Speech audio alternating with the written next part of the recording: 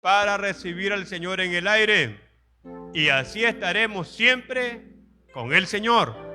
Por tanto, aliéntense los unos a los otros con estas palabras. Amén. Esta es palabra de Dios. Ahora vamos a leer, les dije, Primera de Corintios, capítulo 15, verso 23, dice así: pero cada uno en su debido orden. Cristo, hay una coma, Cristo, más bien Cristo las primicias, luego los que son de Cristo en su venida, luego el fin, cuando entregue el reino al Dios y Padre, cuando haya suprimido todo dominio, toda autoridad y toda potencia. Amén. Excelente. Entonces estamos hablando a partir del domingo sobre los eventos del fin. Y empezamos, antes de irnos a los eventos del fin, empezamos a estudiar, a manera de llegar al primer evento del fin, empezamos a estudiar la característica de lo que la Biblia le llama los últimos tiempos. ¿Recuerdan? Y en eso de la característica o el estudio de los últimos tiempos, entonces miramos un mundo convulsionado. Miramos un mundo, como dijimos el domingo, en guerra. Miramos un mundo con pestes, con enfermedades. Miramos a una creación que Pablo la define como con dolores de parto, fenómenos naturales, huracanes, terremotos, maremotos, gente en moto, accidentes en moto, todo eso. Miramos entonces, antes de que empiecen los eventos del final, ese mundo así convulsionado. El mundo convulsionado no son los eventos del final, es lo que nos está llevando a que se inauguren o se aperturen los eventos del fin. Porque entonces la gente, cuando ve la guerra en Ucrania, entonces dice, es que ya estamos en el fin. Y más bien, esa es la antesala. Esos son los días peligrosos que dijo Pablo, que nos acercan a los eventos del final. Perfecto. Entonces, vamos a ver cuáles son esos eventos del fin. Estos los voy a dividir en eventos, es decir, en dos dimensiones. Hay unos eventos que son sobrenaturales. Hasta aquí no hemos visto ningún evento sobrenatural, de manera que no han empezado los eventos del final. ¿Qué es lo que hemos visto hasta aquí? Repito lo que el Señor dijo que iba a haber, ¿qué cosa en el mundo? Aumento de la ciencia. Fíjese que el día exacto que yo acepté al Señor, estaba un hermano predicando y él hablaba acerca del cumplimiento del plan profético de Dios, el hermano Saúl Urbina. Y hace unos 28 o 27 años, y él dijo, miren hermanos, va a llegar un tiempo en que la Biblia la van a escribir en un espacio tan chiquitico como la punta de una aguja. Entonces a mí yo no podía concebir eso. Pero ahora que me doy cuenta que le andamos en un teléfono y que ocupa no sé cuántos gigas o no sé qué, me doy cuenta que por ahí andaba la cosa. Entonces Jesús habló también del aumento de la ciencia.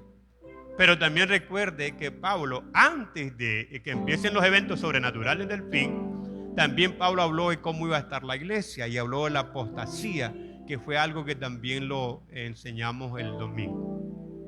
Para caer, por decirlo así, con el primer evento sobrenatural, que allí sí entonces se dice, se terminó todo. Al estar el mundo así, venirse acercando el mundo de manera acelerada, el peligro de estos últimos tiempos, repito, guerras, hambres, pestes, enfermedades y la creación gimiendo, como dice Pablo, entonces se da un evento trascendental en la iglesia del Señor que se llama, teológicamente nosotros le llamamos como rapto de la iglesia. Así le llamamos teológicamente. Bíblica o textualmente no aparece la palabra arrebatamiento. Rapto. Aparece como arrebatamiento. Pero los teólogos le han llamado rapto por la forma en que se da el evento. Por citarles un ejemplo, Hay ladrones que roban sigilosamente, pero hay unos que arrebatan, ¿verdad? Entonces, como Pablo dice que esto va a ser en un cerrar y abrir de ojos, entonces por eso le llaman así, es decir, que el que arrebata lo hace de manera violenta, ¿verdad? Por eso se le ha llamado rapto, pero bíblicamente lo correcto es llamarle arrebatamiento, ¿verdad? Arrebatamiento. Eso está en Primera de Tesalonicenses, que ya leíamos, que dice que seremos arrebatados. Entonces, empieza el rapto de la iglesia. Miren, amados, esto parece un poco fantasioso. ¿En qué consiste este evento sobrenatural? En que Cristo viene por su iglesia. Es el encuentro, el rapto de la iglesia. Yo lo podría definir. A ver, ¿cómo se le llama entre tanto a la iglesia? Hasta el día de hoy, ¿cómo se le llama? Una de las formas que se le llama. Estaban cantando un himno incluso. ¿Cómo se le llama? La esposa del Cordero. La esposa Celia, dijo Gillo. O la novia del Cordero, la esposa del Cordero. Entonces, la relación de Cristo y la iglesia es como el amorío entre un novio y una novia. El rapto de la iglesia, se lo voy a definir así, es el casamiento de la iglesia con su novio, con su esposo, que se llama Cristo Jesús. Amén. Cristo es el esposo de la iglesia y la iglesia es la novia del Cordero.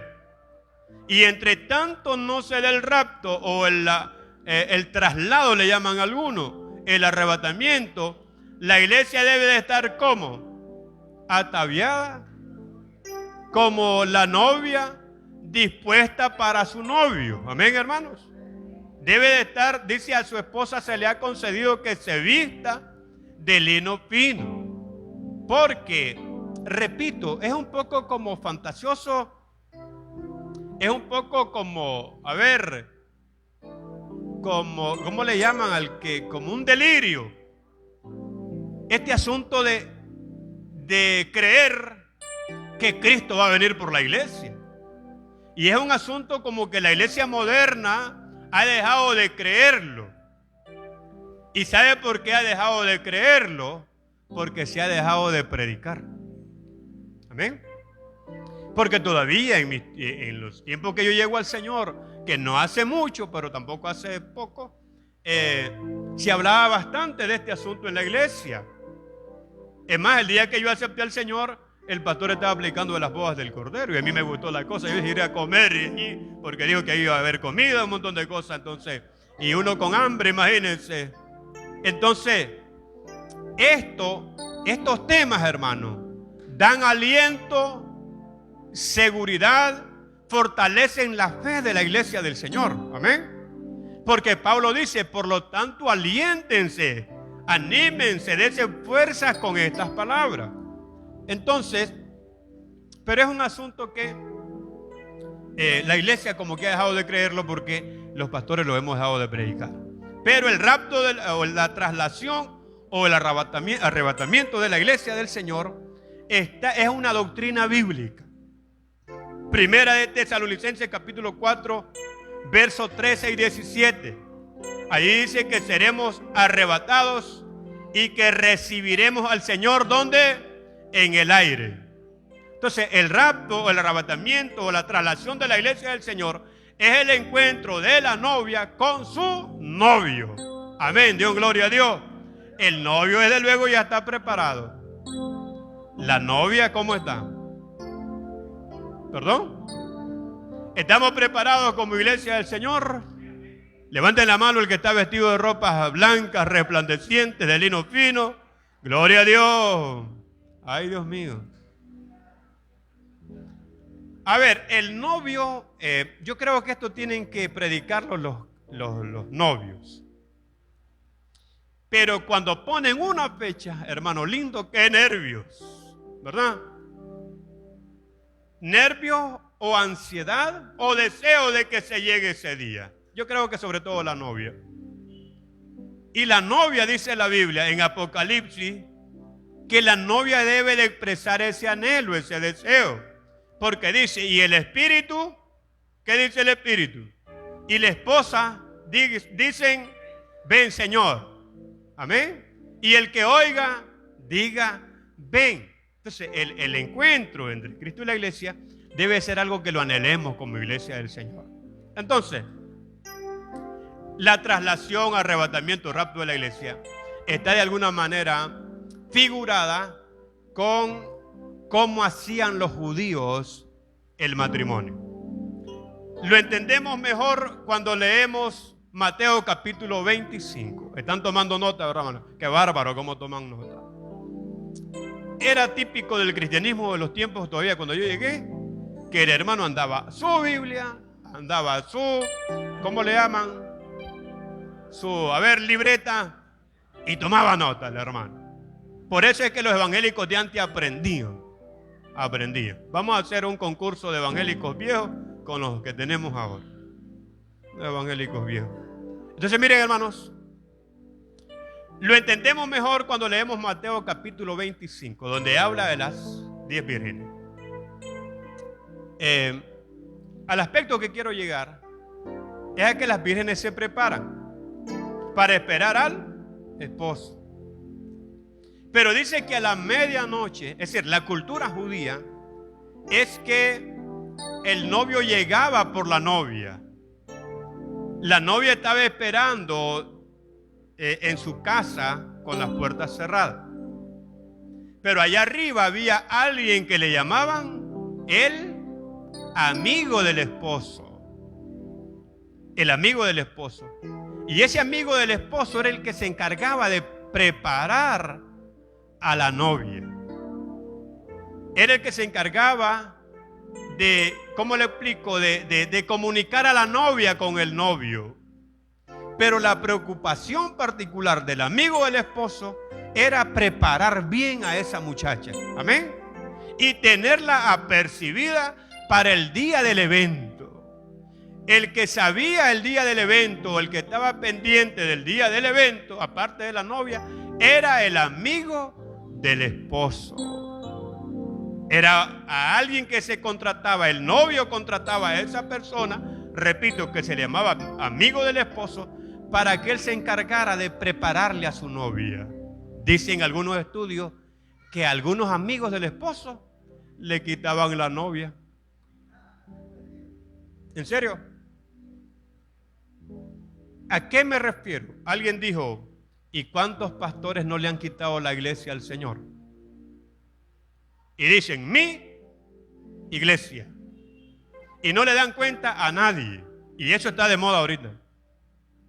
Que le han quitado la soberanía de Cristo en la iglesia.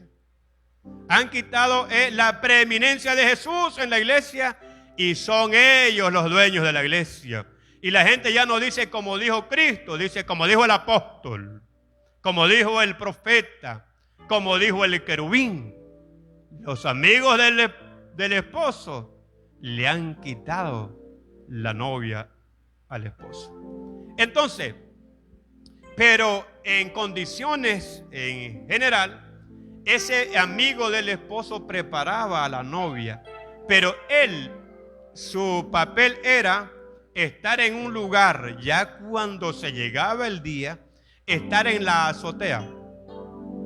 Y ese amigo del esposo era el que pegaba el grito desesperado. ¿Cómo decía ese amigo del esposo? Según dice Mateo 25. Ahí viene el novio, ¿se acuerdan? Salgan a recibirlo. Amado hermano, ¿qué tal si el amigo del esposo, el Espíritu Santo de Dios también, que es el que prepara la iglesia, da ese grito en cualquier momento de esto? Ahí viene el esposo, salgan a recibirlo.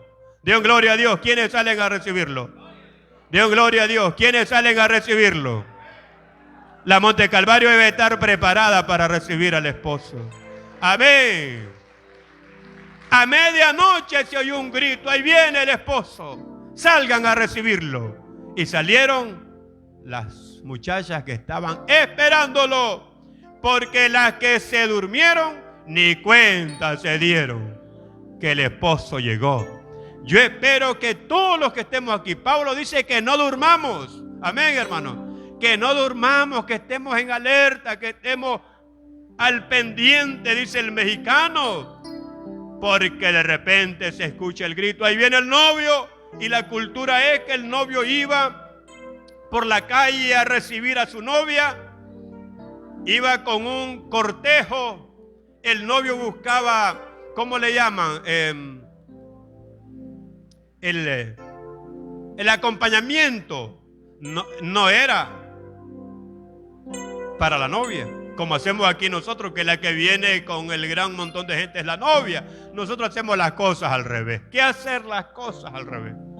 Próximo matrimonio es la novia la que está esperando aquí, para que se den cuenta lo que cuesta esperar 4 horas. ¿Estamos de acuerdo? Entonces era el novio el que venía, la novia esperaba. Y ese novio venía con un acompañamiento, sobre todo se creen que de hombres que traían panderos y trompetas cantando. La Biblia dice que el Señor Jesús viene por su iglesia y que viene con ¿qué cosa? Con voz de arcángel y con trompeta de Dios. Dios, gloria a Dios. Y viene ese séquito espiritual acompañando al Cordero, porque Él viene por la monte Calvario. Amén, ¿estamos de acuerdo? Entonces, el arrebatamiento tiene esa idea. Es el encuentro glorioso de Cristo con la iglesia. Parece un poco como delirante. Parece fantasioso, dijo un cantante una vez. En el Señor no existen las fantasías. No existen los delirios. Esto es una verdad absoluta. Cristo viene por su iglesia. Amén, de un gloria a Dios. Cuando las cosas empeoren en esta tierra, el Señor Jesús viene por la iglesia del Señor. Porque el arrebatamiento, amados hermanos, tiene estos propósitos. Número 1, o creo que es el único, librar a la iglesia de los juicios finales. Tome nota si quiere de esto. El arrebatamiento o rapto o traslación tiene como propósito librar a la iglesia de los, ¿de qué cosa? De los juicios finales.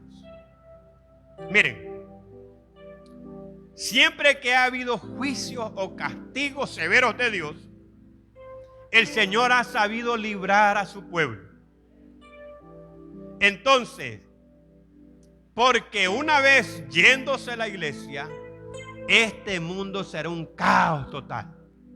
Vladimir Putin, si se queda, si no acepta al Señor, se va a poner más endemoniado. Mire cuánta tensión hay ahorita. Y esto que estamos aquí nosotros como iglesia del Señor. Pero dice la palabra del Señor que hay algo que lo detiene, pero que cuando eso que lo detiene sea quitado de en medio. ¿Y sabe qué es lo que está en medio? ¿Qué es lo que está en medio? Es la iglesia del Señor. Cuando esta iglesia sea quitada del medio, amado hermano, al mundo le espera desgracia y más desgracia y todo lo peor que puede ocurrirle. El Señor dijo que iba a haber tribulación cual nunca hubo antes ni después, que es otro asunto que lo vamos a ver aquí en estos días. Esto se va a poner bueno. Venga el domingo. Miren, entonces nosotros tenemos una promesa. Y es que cuando las cosas tiendan a empeorar en este mundo, entonces el Señor libra a la iglesia. Apocalipsis capítulo 3, versículo 10. Apocalipsis 3:10. Dice: por cuanto has sido fiel y por cuanto has guardado la palabra de mi paciencia. ¿Qué dice después? Gracias, Joan. ¿Qué dice después? Yo te libraré de la obra de la prueba que viene al mundo para probar a quienes dice. No dice a la iglesia del Señor. Y yo diría, pastor, pero no estamos incluidos en lo que dice moradores de la tierra. Pero pareciera que el Señor hizo una diferencia entre ellos y nosotros. Él dijo que no somos del mundo. Amén, de gloria a Dios. no somos del mundo. Levanten la mano los que estamos aquí, pero no somos de aquí. ¿Estamos de acuerdo? Yo soy de otro lado, dijo un hermano. Estamos aquí entre tanto. Entonces, y cuando las cosas tiendan a empeorar, entonces se da este evento sobrenatural. El Señor viene por su iglesia, la quita del mundo. Entonces le hemos llamado a esto, ¿qué cosa? Le hemos llamado arrebatamiento, que tiene un único propósito: librar, como ya dije, al pueblo de los juicios finales. Los juicios finales fuertes, más de los que hemos recibido, no los va a experimentar la iglesia. Tengo estas verdades. Menciónenme algunos dos juicios que han sido los más severos de Dios en la Biblia. El diluvio. Esto está en Apocalipsis capítulo, ¿cuánto? Después de Apocalipsis está en Génesis. Génesis capítulo 6, 7 y 8. El diluvio. Todas las religiones, desde luego el cristianismo y el judaísmo, pero otras religiones como el hinduismo y otras, tienen conciencia o conocimiento de un diluvio universal. Entonces el diluvio fue un juicio divino para erradicar la maldad de los hombres. Entonces yo le hago una pregunta: ¿qué hizo el Señor, por decirlo así, con los justos? O si en ese caso hubiese sido la iglesia, ¿qué hizo el Señor? ¿Qué hizo el Señor, hermanos? Libró a Noé y a su descendencia, que en ese caso era el pueblo del Señor. Y una vez que Noé fue quitado de en medio, ¿qué pasó? Empezó a caer juicio de Dios. Y Dios prometió no volver a destruir la tierra con agua, pero fue con agua que prometió no volverla a destruir. ¿Qué ganancia es que sea con agua o que sea con fuego? ¿Verdad? No hay ninguna.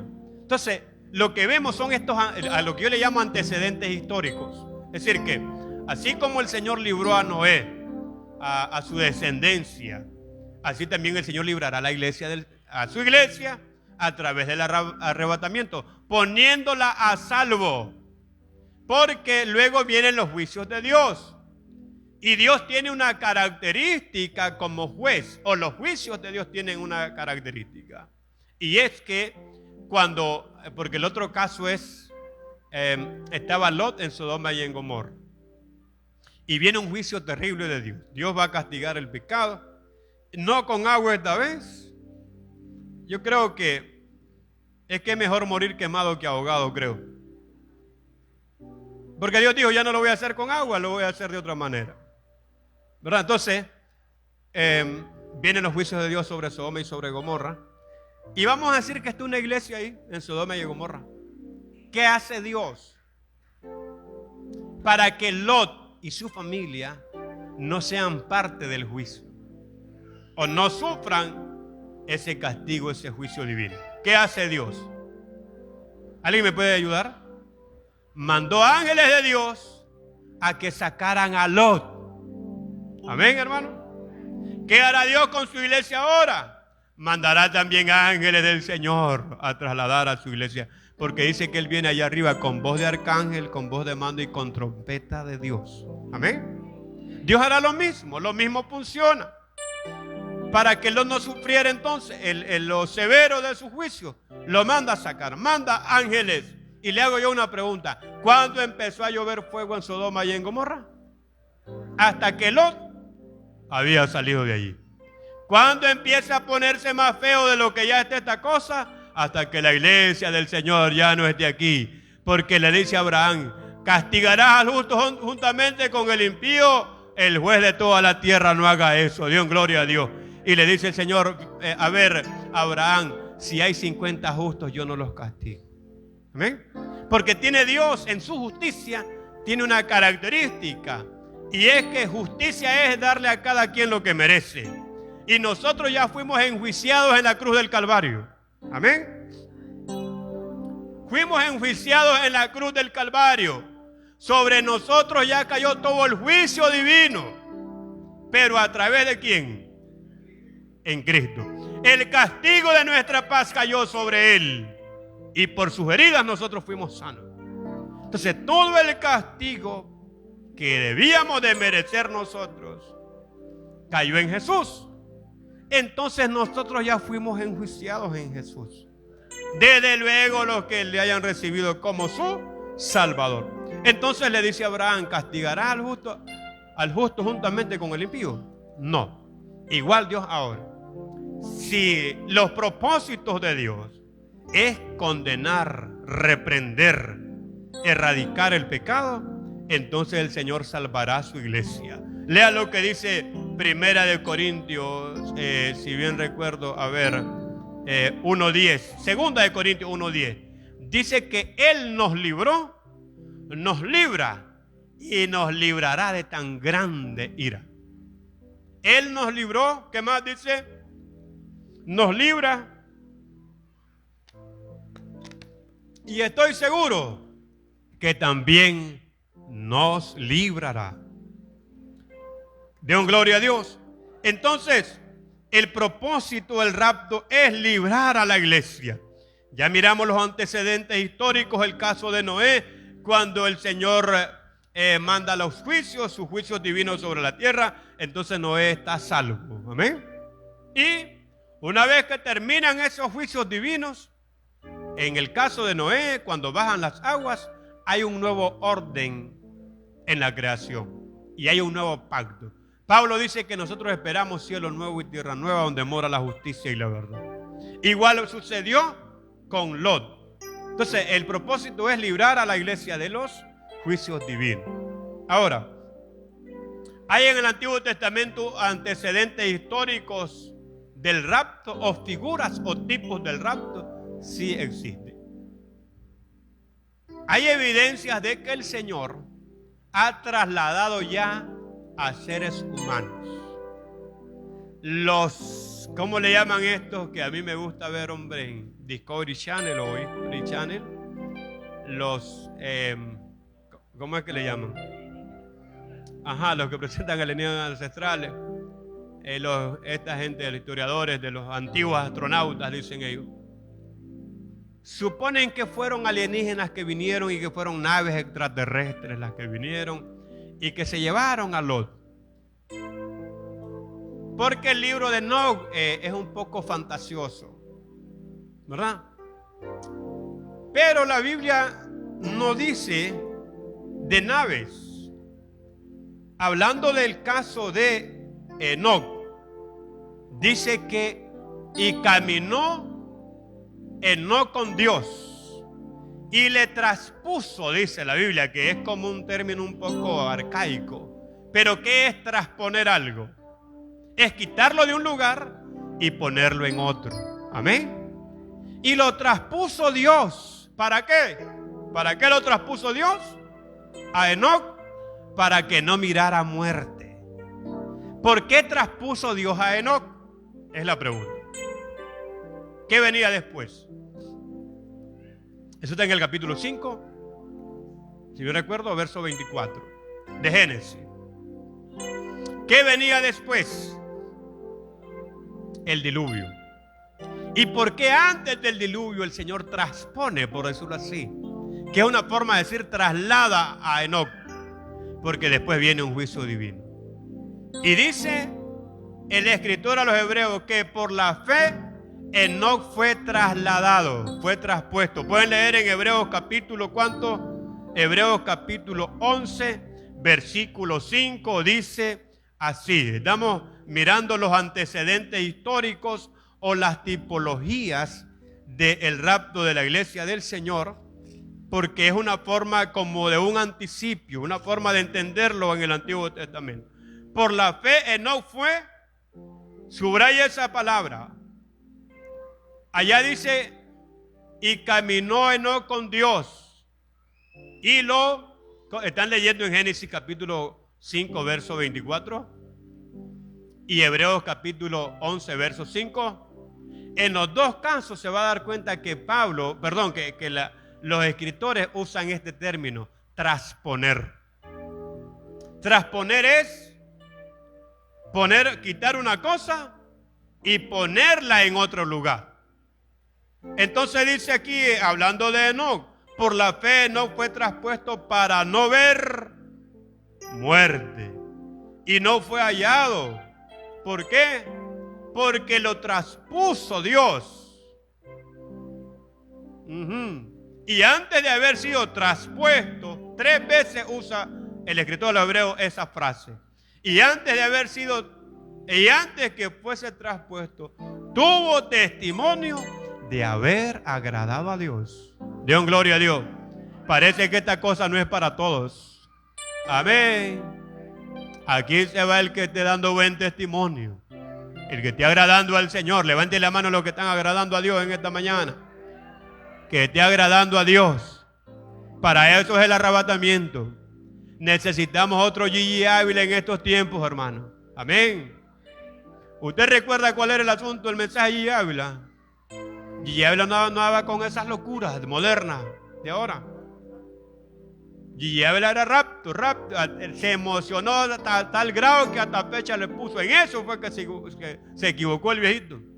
Pero no estaba equivocado en el creerlo, en anunciarlo. Ese era el afán de este hombre. Ahora yo le pregunto, ¿y eran multitudes aceptando a Jesús, sí o no? Parece que este es el mensaje que quiere la gente. Dios, gloria a Dios. Pero hoy hablar de esto es estar un poco desfasado, desactualizado, un poco retrógrado. No se ve en los grandes predicadores hablar de esto. ¿Para qué nos preparan hoy? Esto ya está muy machacado, pues. Pero no nos están hablando de este mensaje de esperanza, porque la traslación de la iglesia, el rapto de la iglesia, la reunión de Cristo con su pueblo, con su iglesia, con su novia, es el mejor mensaje de esperanza que necesitamos hoy en día, hermano. Dios, gloria a Dios. Es el mejor mensaje de esperanza. Como dice Pablo, para que no se entristezcan como los otros que no tienen esperanza. Esta iglesia tiene una esperanza viva que se llama Cristo Jesús. Y esa esperanza es la traslación de la iglesia del Señor. Amén. Entonces tenemos ese antecedente o ese precedente histórico que el Señor traspuso a Enoc para que no mirara muerte. Y una vez que fue traspuesto Enoc, no sabe cuántos años, es decir, Dios lo transpone porque viene luego el diluvio. Una vez que viene el diluvio, salva a Noé. Y una vez que Noé está en el arca, vienen los juicios de Dios. Pero hay otro caso de otro ser humano que el Señor lo trasladó también. Y este es Elías. Elías, que el Señor te lleve en un carro de fuego, Elías. ¿Oye? Que cuando sea el rapto, Elías también se levante. Elías, el profeta Elías, segundo de Reyes, capítulo 2. Ahí tenemos toda esa historia. Dice que le dice Elías a Eliseo: dime lo que quiere antes que sea, pero mire la frase que usa, antes que sea quitado de ti. Ese término de quitado significa igual separado. Pídeme lo que quieras que te dé antes que sea, ¿qué cosa?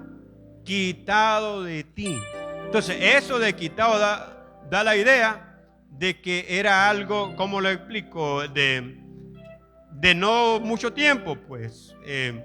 Hay gente que está esperando que esto se va a dar como en cámara lenta y que te va a dar lugar de amarrarte zapatos y ponerte ropa. No, esto es como lo que usted se dilata en abrir los ojos. Bueno, excepto cuando dormimos, que se pasan hasta 10 horas. Pero es un parpadeo. Amén. Mire cómo dice. Le dice entonces Elías. Cuando iban, capítulo 2, verso 9 de Segundo de Reyes, Cuando habían pasado Elías, dijo a Eliseo: pide lo que quieras que haga por ti antes que yo sea quitado de ti. Y dijo Eliseo: te ruego que una doble porción de tu espíritu sea sobre mí. Nada quería el hombre. Pero a lo que voy es a esto. Y aconteció que yendo ellos y hablando, he aquí un carro de fuego con caballos. A ver, he aquí que un carro de fuego con caballos de fuego apartó a los dos. Y Elías subió al cielo en un torbellino. Los historiadores de los antiguos astronautas, dicen los alienígenas ancestrales, dicen que fue una nave espacial que vino y succionó a Elías y se lo llevó a saber para dónde, a Plutón, a Marte, a Mercurio, a Saturno. Y que por allá debe de estar ese hombre. A mí me gusta ver ese programa, la verdad me gusta, pero nosotros creemos en alienígenas ancestrales. Nosotros creemos que existe un mundo espiritual. Amén. Y que a Elías y a Enoc no lo transpusieron extraterrestres, seres de otro planeta. Yo creo que el Señor los trasladó. Amén. Y yo creo que el Señor también va a enviar ángeles del cielo a trasladar a la iglesia a Monte Calvario. Amén. Entonces, el rapto, amados hermanos, tiene esos antecedentes históricos. Hay otro caso que, aunque no es muy parecido, aunque no es igual, pues, pero nos da esa idea, y es el caso que sucedió con Felipe. ¿Sabía que uno de los apóstoles del Señor fue arrebatado de un lugar a otro por el Espíritu? Hechos capítulo 8, verso 39. Dice que el Espíritu arrebató a Felipe y que luego él se encontró en otro lugar. Entonces, todo esto nos da idea o son sombras de lo que ha de venir para la iglesia del Señor. Que Cristo viene pronto. Amén. Den gloria a Dios por la iglesia, la unión de Cristo. Entonces, las promesas, recuerde que el propósito de Jesús es que nosotros estemos con Él. ¿Sí o no? Como dice Pablo. Pablo dice: y así estaremos y recibiremos al Señor, ¿dónde? En el aire. Y luego, como dice, y así estaremos, ¿cómo dice? Siempre con el Señor. Pero la promesa de estar con Jesús nos la hizo el mismo Señor, particularmente en el Evangelio de Juan. Juan 14, 2 y 3 dice: no se turbe vuestro corazón, crean en Dios, crean también en mí. En la casa de mi Padre muchas moradas hay. Voy pues a prepararles un lugar. Y si les preparo un lugar, vendré de nuevo y los tomaré a mí mismo, para que donde yo esté, vosotros también estéis. Tenemos una promesa de estar con el Señor. Los testigos de Jehová dicen que no. Bueno, son ellos, pero nosotros sí tenemos la promesa de estar con el Señor. Amén, de gloria a Dios. Y si me fuere y les preparare un lugar, vendré de nuevo y los voy a tomar a mí mismo. Los voy a tomar, los voy a agarrar y me los voy a llevar para que ustedes estén donde yo estoy. Y yo le hago una pregunta: ¿y dónde está el Señor? El Señor no está en el limbo. El Señor no está en el purgatorio. No está en un planeta, en un aparato más del cosmos, en el cielo astronómico. El Señor está a la diestra del Padre. Dios, gloria a Dios, y allí estaremos con Él. A la diestra del Padre.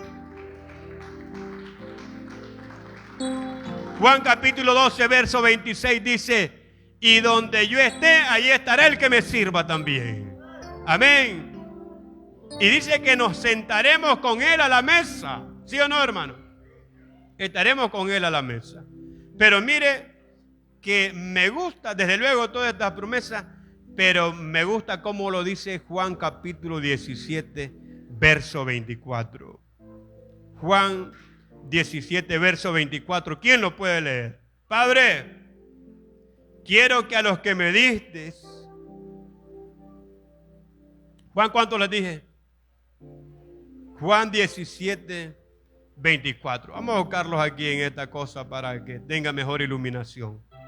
Juan 17, verso 24 dice así: Padre, aquellos que me has dado, quiero que donde yo estoy, también ellos estén. Alaban el nombre de Jesús. Aquellos que me has dado, y no solamente se refería a los discípulos, porque esta es la oración que el Señor hace por sus discípulos, pero también les dice: y no oro solamente por ellos, sino por todos los que han de creer en mi nombre a través de la palabra de ellos. Y ahora aquí les dice: quiero que a los que me has dado, ¿cómo le dice después? Donde yo esté, también ellos estén. ¿Y cómo le dice después? Para que vean la gloria que me has dado desde antes de la fundación del mundo. El propósito del Señor entonces es que estemos con Él. Y eso se va a dar a través de un evento extraordinario, sobrenatural, que se llama rapto de la iglesia. Mire, amado hermano, yo era un muchacho como de unos 18 años, 19 años. Y estaba en cierto pueblo del norte en esa ocasión. Y como a las 10 de la mañana apareció una avioneta con aquella canción de Stanislao Marino que habla de la mujer que grita, ¿cómo es, Giovanni? De la gran tribulación. Cristo vino. Cristo vino. Y si solo ese canto le da pánico a la gente, dijo el mexicano, cuánti más cuando esto suceda. Yo creo que este es un asunto de ponernos a pensar. Desesperación de la gente. Ya los que lo ven o los que lo analizan ya fuera de la información o de manera extrabíblica, dice que se van a dar hechos igual desastrosos, asumiendo que viene la ruta de Jinotega para Camanagua lleno de pasajeros y viene bajando la cuesta del Coyol. Se da el rapto de la iglesia, ese chofer sale y no lo detiene en la capota de ese bus.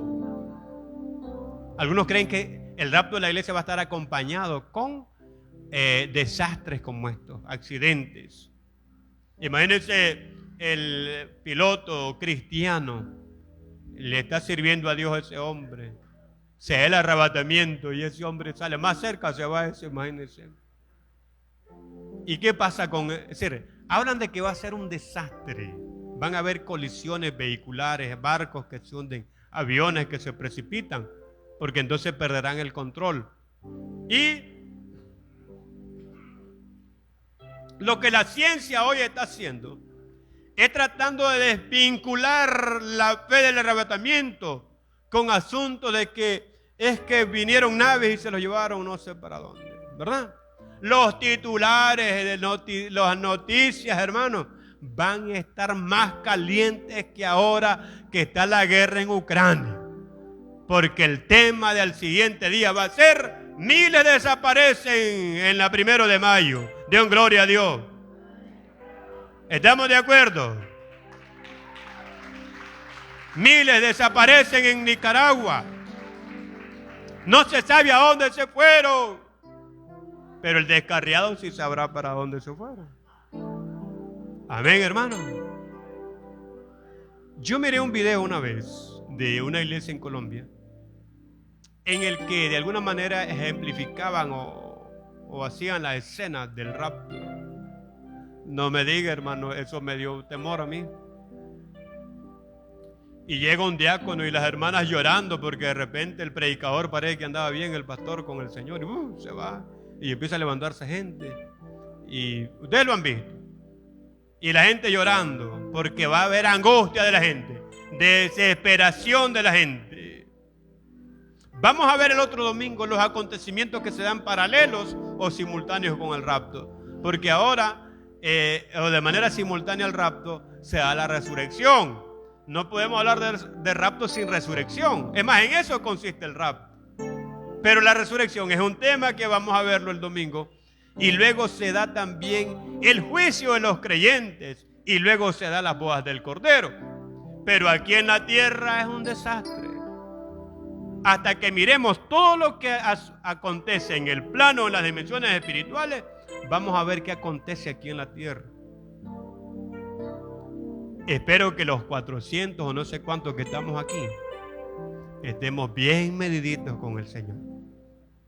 Y ese video, la gente llora y llega uno de los diáconos. Era el teólogo, hermano, se ve el rapto. Y le dice el hombre, no se dice rapto, hermana, se dice arrebatamiento. Él sabía cómo decirlo, pero no andaba bien con el Señor. Porque no es teología, es andar bien con el Señor. Dios, gloria a Dios. ¿Quiénes andan bien con el Señor? Levante la mano el que anda bien con el Señor. Tenemos esta promesa espiritual en la cual hacemos bien en estar firmes. Y Pablo dice, aliéntense unos a otros con estas palabras. ¿Qué significa? Que el mensaje del rapto no debe de ser para ponerle temor a la iglesia, sino más bien para que nos dé aliento, para que nos dé fortaleza, para que nos anime a seguir creyendo en el Señor. Amén, hermanos, Dios, gloria a Dios. Para que nos anime a seguirnos congregando, para que nos anime a seguir orando, para que nos anime a seguir predicando y particularmente para que nos anime a estar bien con el Señor. Yo le hago una pregunta. ¿Y si eso se diera hoy? Como el predicador que dijo, Cristo viene en 2 años. Y toda la iglesia dijo, gloria a Dios, y aplausos. Y el predicador dijo, Cristo viene en 1 año y medio. Y entonces la iglesia dijo, gloria a Dios, y aquellos aplausos. Y luego el predicador dijo, Cristo viene en 1 año, gloria a Dios. Y el predicador se bajó de un solo y dice, Cristo viene hoy, ni quiera Dios, dijeron.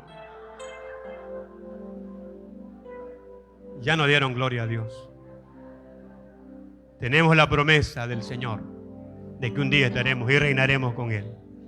Amén. Esto no es fantasía. Esto no te lo enseñan en la religión.